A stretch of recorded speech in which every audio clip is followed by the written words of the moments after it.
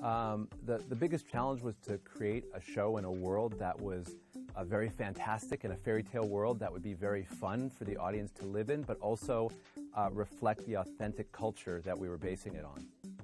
Well, I mean, I love doing research, so it was a great experience for me. And I've been inspired by Latin American culture all my life, so it was really fun to not just dig into the myths and the legends and the folklore, but some of the history and certainly the music.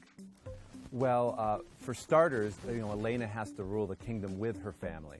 So when there are big decisions to be made in Avalor, she needs to get her grandparents and her cousin to approve them. So, it's like working with your family, and you know how that could go sometimes. It could be pretty tricky. But, she's looking out for her sister, Isabel. They've had a troubled past. An evil sorceress once invaded the kingdom and killed her parents. So Elena's very protective of her little sister. So between taking care of her sister and ruling the kingdom with her grandparents, there's just a real focus on the family in every single episode. So you watch the plot combined with the theme, and you see that, in every show, family is very important to Elena.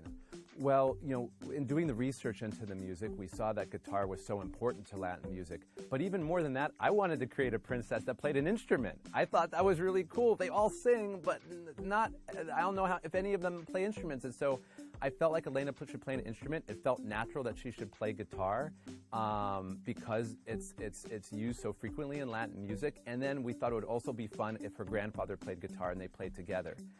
Actually, our head writer, Silvia Olivas, her grandfather played guitar. And so, that part of it was inspired by a real-life story. Grazie. Thank you for having me.